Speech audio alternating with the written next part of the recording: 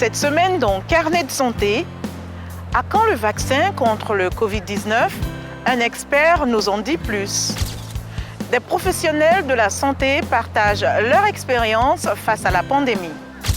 Ensuite, un petit distillateur aux États-Unis produit des désinfectants indispensables pour lutter contre le coronavirus.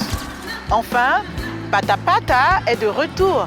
La chanson de renommée mondiale de Myriam Makeba est réinventée pour la sensibilisation à Covid-19. C'est dans cette édition de Carnet de santé.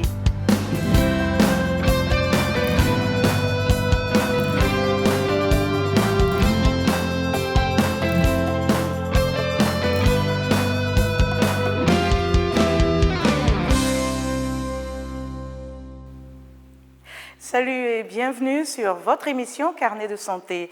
Nous sommes toujours en dehors de nos studios afin d'observer la distanciation sociale.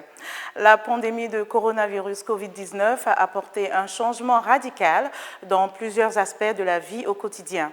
Alors que les chercheurs se démènent pour trouver des solutions de prévention et de traitement, des mesures telles que le lavage fréquent des mains et la distance physique continuent d'être adoptées afin de contrôler la propagation du virus.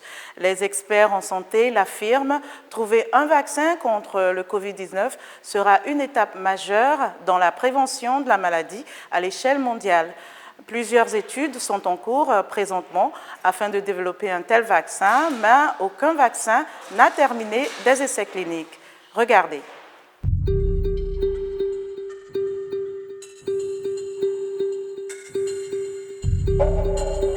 Où en est-on dans la recherche pour trouver un vaccin contre le Covid-19 ?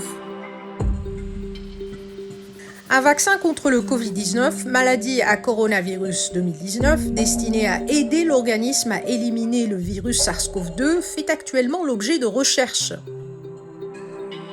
La pandémie a entraîné des investissements considérables et des activités de recherche pour développer ce vaccin. Selon le site Research Market, environ 35 entreprises et établissements universitaires sont impliqués dans cette course contre la montre. 3 d'entre eux reçoivent le soutien de la Coalition for Epidemic Preparedness Innovation. En mars 2020, quelques 300 études cliniques étaient en cours dans le monde, principalement en Chine et en Corée du Sud. L'Organisation mondiale de la santé affirme vouloir que de nombreux autres pays africains participent à son essai Solidarity, une étude mondiale de 4 traitements Covid-19 potentiels.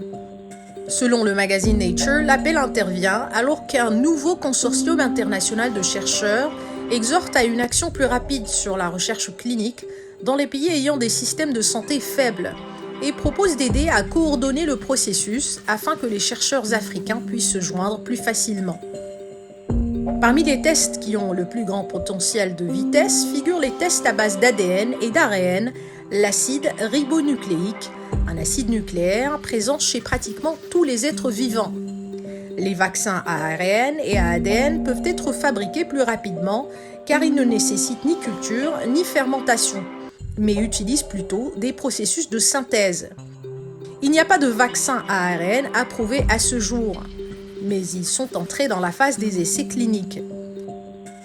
L'utilisation du séquençage, de nouvelle génération et de génétique inverse peut également réduire le temps de développement de vaccins plus conventionnels pendant les épidémies. Même avec de nouvelles plateformes, le développement du vaccin contre le SARS-CoV-2 pose des défis. À noter, le vaccin est quelque chose sur le long terme car cela pourrait prendre jusqu'à 12 ou 18 mois, a déclaré le président de l'OMS.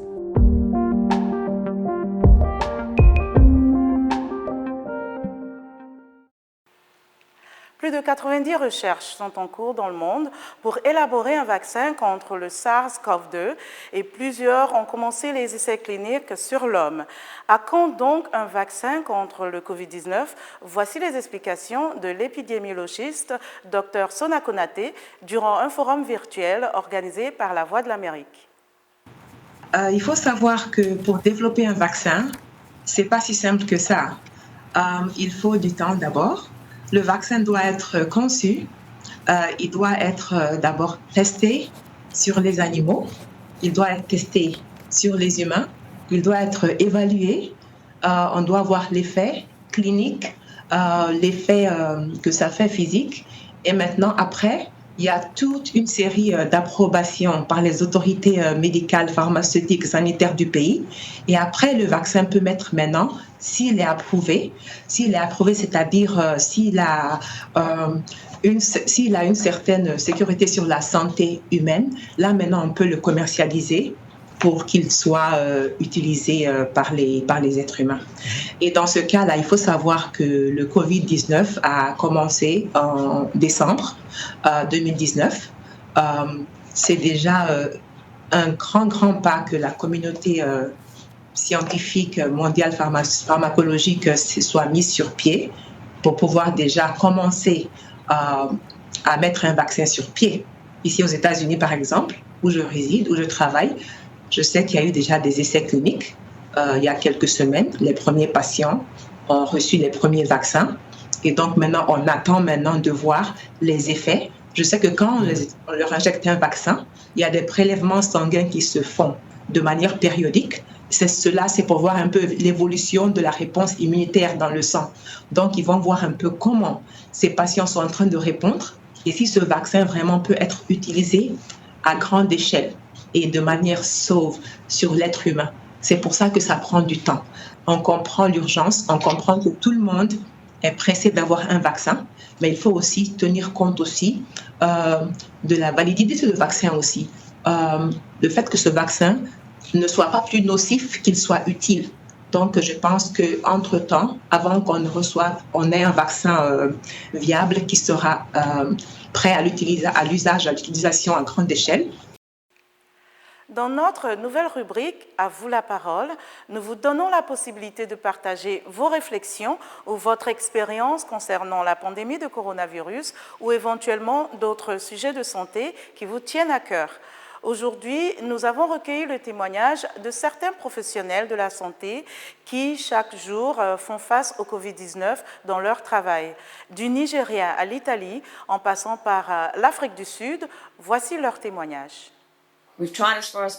Nous essayons autant que possible de garder tout le monde en sécurité. Nous travaillons en équipe et faisons des rotations par semaine, n'opérant qu'avec 2 pharmacies, mais nous semblons avoir explosion de patients chaque jour.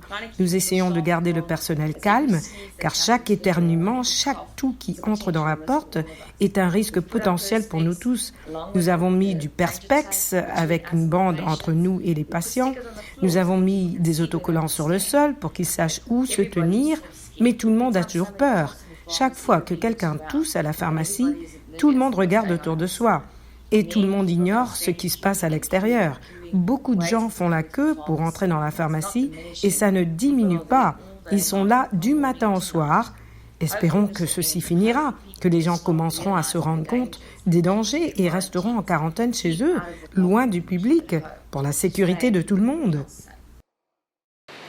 Moi, je continue à travailler ici en Italie, en Lombardie, la région la plus touchée, à Bergamo, la plus alors touchée.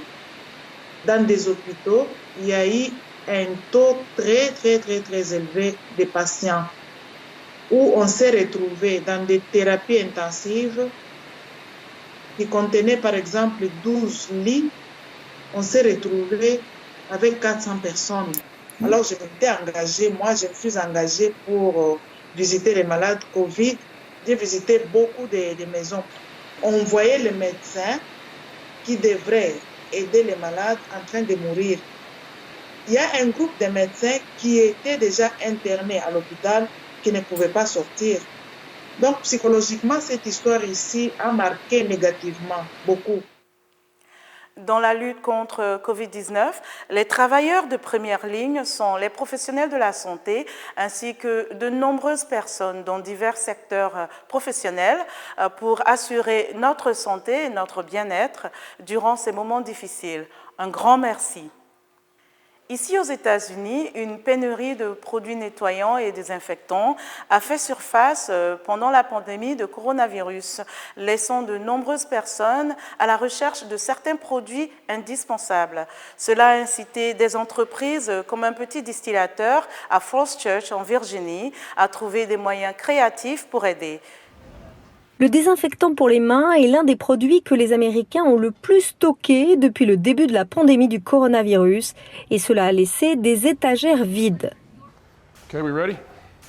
Pour répondre à la demande, certains entrepreneurs fabriquent des désinfectants à haute teneur d'alcool. La distillerie de Falls Church fait partie de ces entreprises. Connue pour sa production de whisky, FC Distillery fabrique des désinfectants pour les mains. Nous nous sommes tournés vers la désinfection. C'est les mêmes processus, les mêmes whisky, les liqueurs de base utilisées dans la fabrication de beaucoup de nos autres produits. Mais la production dépend de l'accès aux matières premières. Là, nous produisons actuellement 300 gallons de désinfectant. Nous pourrions facilement le faire tous les jours si nous pouvons obtenir les fournitures. Nous pouvons obtenir les fournitures que tous les 2 ou 3 jours parce qu'il n'y a pas beaucoup de camionneurs sur la route. Les employés se disent heureux de changer de modèle d'entreprise car cela aide la communauté locale et leur permet de continuer à travailler. Je suis allée sur Amazon juste pour voir ce qui était disponible là-bas et il semble que les gens anarquent tout le monde, donc c'est bien d'aider la communauté locale tout en ayant un emploi. Je me sens vraiment chanceuse au fait. Les habitants disent qu'ils apprécient l'effort.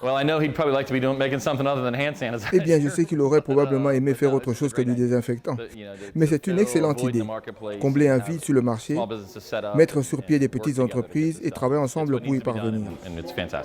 Paluzzi dit qu'il est essentiel de remonter le moral des gens et de ne pas profiter de leurs craintes en faisant grimper les prix. Le prix en ce moment est important pour nous. C'est très important pour nous de ne pas majorer. Vous voyez des gens acheter du papier hygiénique, des désinfectants pour les mains et puis essayer de les vendre à des prix exorbitants. Cela fait partie de notre lutte ici, en plus du besoin de la réponse raisonnable à ce besoin. Stavros dit que cette nouvelle approche pourrait durer plus longtemps que prévu. Cela nous occupera pendant un certain temps, j'en suis sûre. Tant qu'il y a besoin de désinfectants pour les mains, nous serons ici, probablement pour les prochains mois, comme ça on a l'air. Je pense que nous essayons tous de faire ce que nous pouvons. Je pense que voir ces petites entreprises venir en renfort et fournir ce type de service est fantastique. FC Distillery vend actuellement ses désinfectants pour $29 le gallon, ce qui, selon Paluzzi, représente près de la moitié du prix du marché. La société promet également de mettre de côté 5000 onces pour remplir des bouteilles de 5 onces qu'elle offrira gratuitement.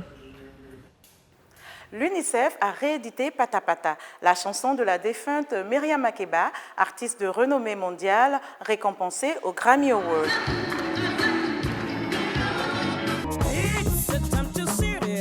Réenregistré par l'ambassadrice itinérante d'UNICEF, Angélique Kidjo, les nouvelles paroles visent à sensibiliser le public sur le Covid-19. Il n'y a pas eu de modification des accords, mais plusieurs changements dans les paroles. Pata Pata, qui signifie touche touche dans la langue Xhosa, a été écrit par Myriam Makeba, qui l'a baptisé du nom d'un mouvement de danse populaire à Johannesburg de l'époque. La nouvelle version comprend des paroles telles que « Nous devons garder les mains propres, donc no pata pata ». Ne touchez pas votre visage, gardez vos distances. Les représentants de l'UNICEF disent que la chanson est également destinée à répandre de la joie dans ces moments difficiles. Pata Pata est considérée comme la chanson la plus joyeuse du monde.